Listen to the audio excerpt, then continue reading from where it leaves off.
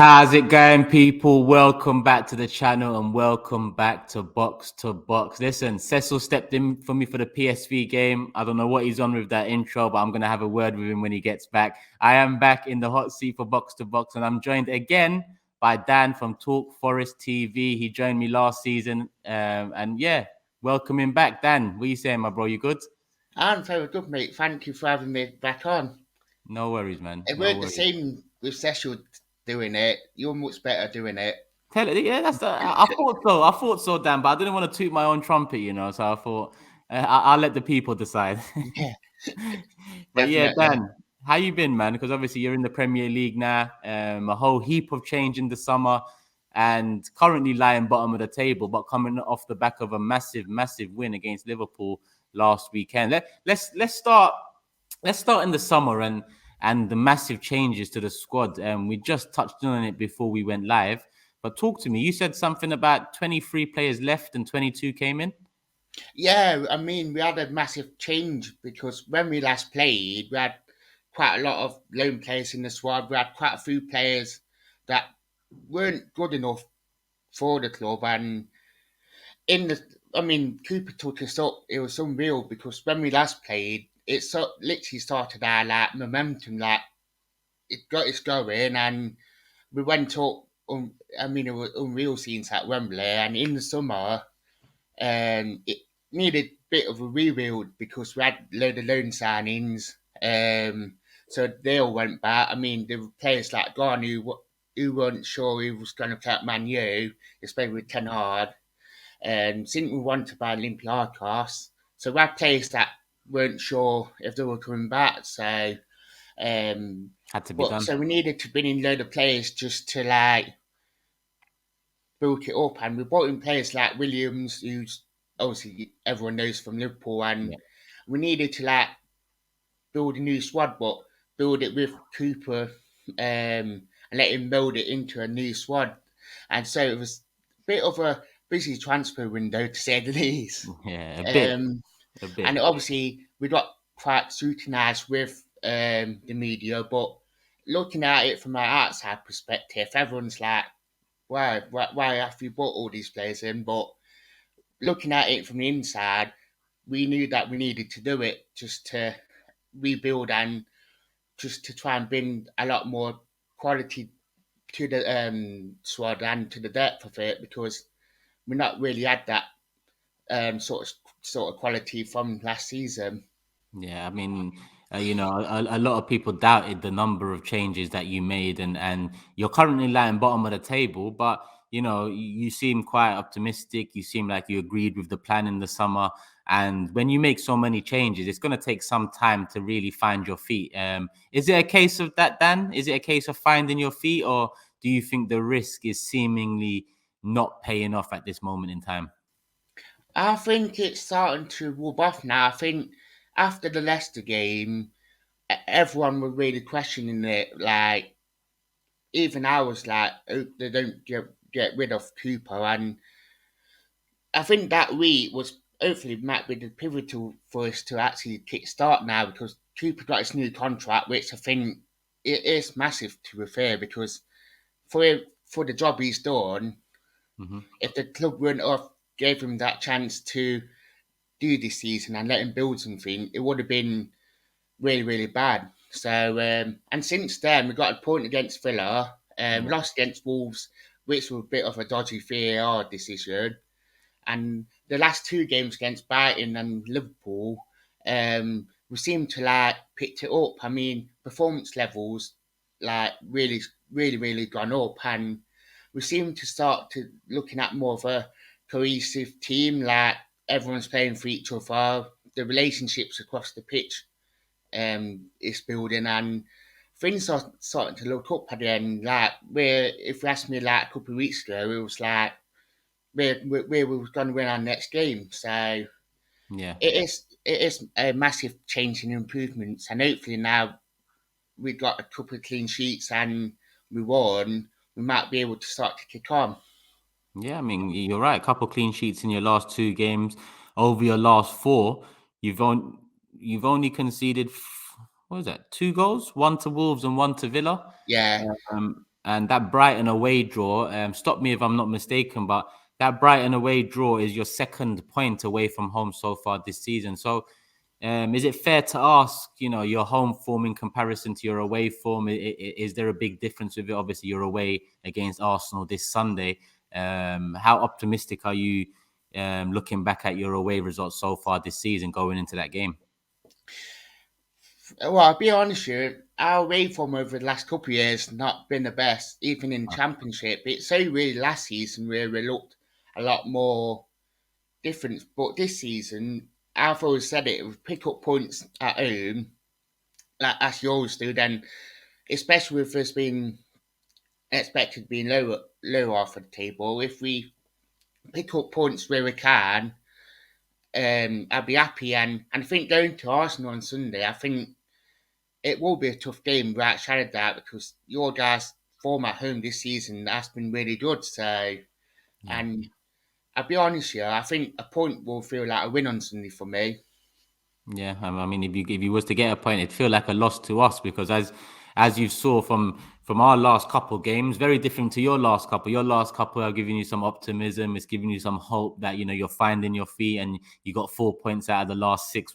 Three of those coming against the Liverpool side that over the last few years have been right there at the top of the table. Whereas with Arsenal, you look at the Southampton game, a 1-1 draw, and then you look at the PSV away game just the other night.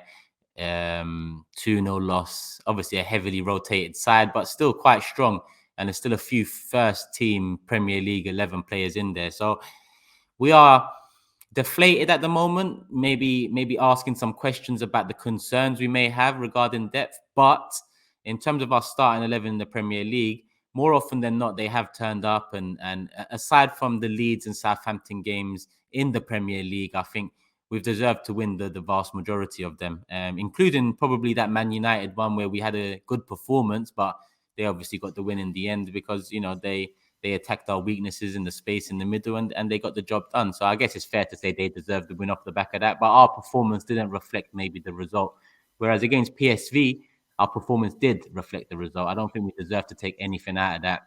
And against Southampton, I think they more than deserve to come back into the game and take a point out of it after that second half performance. But outside looking in, Dan, looking at Arsenal overall, because it's been quite a while since we've talked about Arsenal with you, obviously last year. What do you make of it? First, the start of the season, and second, the recent drop off in levels of performance. I'll be honest with you, the start of the season, obviously, I always remember it being Palace away, and Palace, obviously, last season for you guys was your Yeah. sticky point. And I think if you guys wouldn't have started well there, it would have been a really, really, you weren't sure what going to happen. But I think you guys winning there and that sort of like spurred you on. And I think your start of the season after that just been unbelievable to be Hmm. fair. Like winning the games that you have been, and even when you conceded goals, like with the silly mistakes, you seem to find that bounce back from it, and that sort of like mentality that Arteta wants from your players, it actually started to show. Yeah. I mean, the Man United game, obviously, it's a shame that you guys lost to them to a fair because the performance level would have shown the result.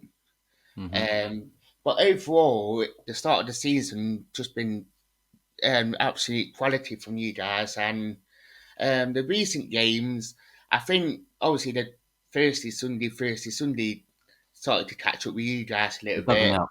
Yeah. and the fatigue and all that. But I feel like that overall, it's a long old season for me. So I Hmm. think single you get through these next lot of games, and when we return after the World Cup, I think Arsenal will be challenging and getting back to that sort of like levels where We want to be. um, you want to be. Yeah, Yeah. So, off the cuff question: do you think Arsenal will make top four this season? Then. I think I do think you will. To be fair, I think Yeah. now after last season, you guys experienced what you did with Hmm. not getting top four. I think that will bode you well. I think there are players that will hit form for you. I think Jesus, yeah, he's not been scoring last couple of games, but I think he will start hitting form. Got it, And yeah. and I think the winning mentality, what him and Shinchenko brought, they brought that quality and that mentality what they bought from Man City, and I do think you guys will reach top four. Yeah, well, that's good to hear. Yeah, to be honest, regarding top four, I think the position we've put ourselves in there are fans entertaining a potential title challenge, but I think remain grounded, just go for the target, and whatever comes off the back of it comes off the back of it. Dan, talk to me about key threats on your side. And I know it was our knee that scored the winner against Liverpool. I think he's your top scorer this season. I think Johnson's in second, another striker. In terms of Sunday, who do Arsenal have to keep quiet in order to get the win and get the 3 points? Well, last couple of games, he started Awoni up front and he scored last week, which it will give him that boost. He's similar to sort of like threat to like how Keenan Davis was last season. Hmm. Like he's quite physical and it will win headers and everything. Obviously, Freuler in centre midfielder used to play for Atlanta. He's been playing like in the number 4 role, and for me, he goes under the radar a little bit because he don't do anything stupid. He Yeah, just keeps the ball rolling. He just and that with him that he does do a lot of things right for me.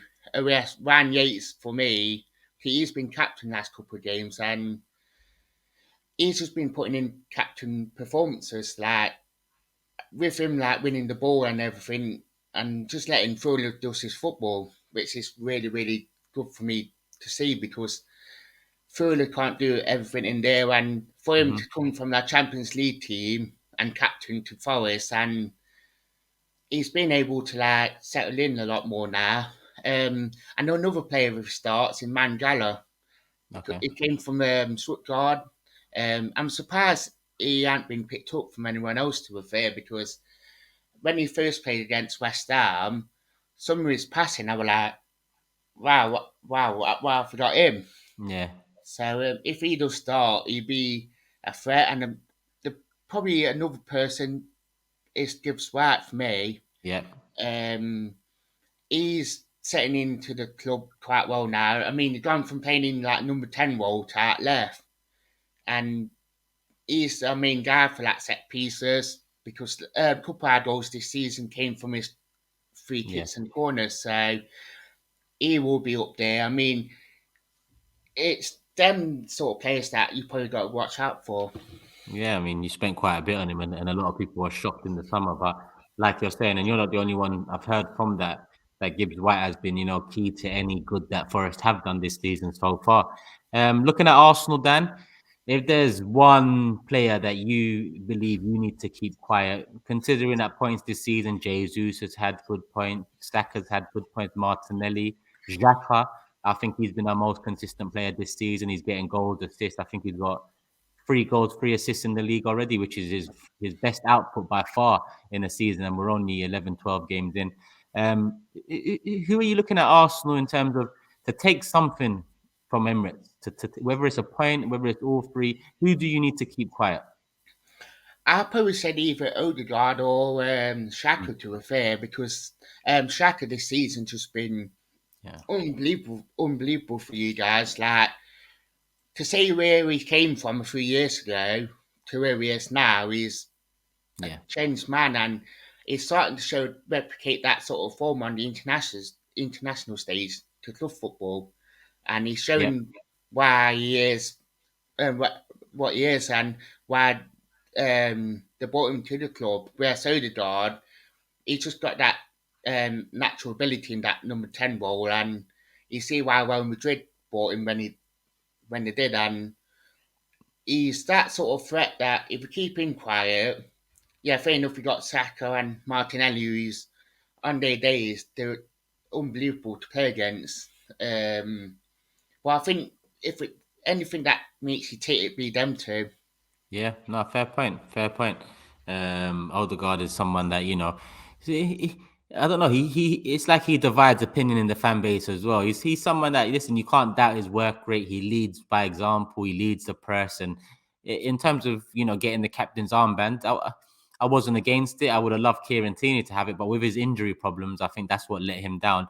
But with Odegaard, I think maybe more output is required in terms of goals and assists, and maybe pulling the trigger a few more times when he's in good positions. Because so sometimes we're ripping our hair out, or what's left of our hair, to asking him to shoot. But hopefully it takes a couple against Forest. Dan, you know what time it is now.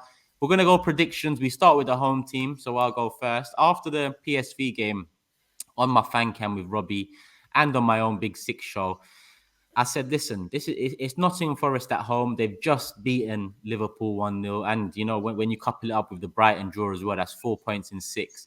How often do the teams lower down the table beat two Big Six teams in a row? It's rare. I used Brighton as an example last year, Arsenal, then Tottenham, but it is rare.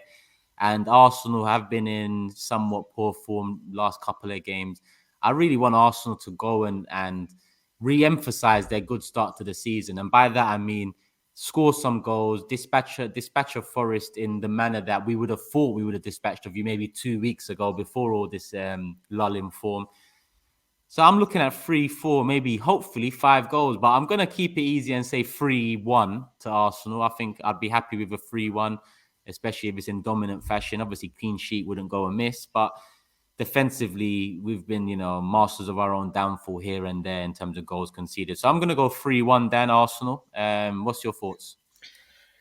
I'll be honest with you, if I go with my head, I think Arsenal should win 3-1, 4-1, if I'm being honest with you, because with the players you have got at your disposal, I think that we will put up a good fight nowadays with our team and that. But with my heart, I think I'd be happy with a point. I think I've won all, if to be honest with you. I think, especially with the our threat and that, if we can show what we did against Liverpool, I think we could nick one. But depending on who you guys playing and if they turn up, it could be another day. Yeah, so you're going with 1-1. Your heart saying 1-1, your head saying probably 3-4-1. But we're going to go with your heart then. We're going to go with your heart. Take that. I'm going to go with a 1-1. So I've gone 3-1, you've gone 1-1. Dan, it's that time of the show where you let them know where they can find you at, my guy. I know you was on last year, but remind them again. Do find me on all the socials, so YouTube, Twitter, Instagram, and Facebook is Talk Forest TV. My own personal one, it's at DanTFTV. We cover all the previews to the games, reviews. We get fans on with the giving their opinions. So, yeah. Yeah, show some love to Dan. People, Talk Forest TV. What I'll do is I'll put the channel in the title as always, so people, you can just click the channel link in the title. I'll put the socials in the description below. Make sure you guys show some love to Dan. He was on last year. He's on again this year. I would say good luck, but we need the 3 points. So I'll leave that one at Dan. Pleasure talking to you again, my guy. Yeah, thank you for having me on again. Much appreciated. No worries, man. No worries. We'll talk again soon anyway, and we'll see what happens Sunday. People, hit the like button if you haven't already. Go show some love to Dan if you haven't already, and leave us your thoughts in the comment section below. Lineups, predictions, key battles, all of that. Let me know what you're thinking. Love for the love, people. We are out. Peace. Shop for AFTV merch at shop.aftv.co.uk. Subscribe to us on YouTube. Follow us on Instagram, Facebook, Twitter, TikTok, Snapchat, and Twitch. We've got content for every platform, so check it out.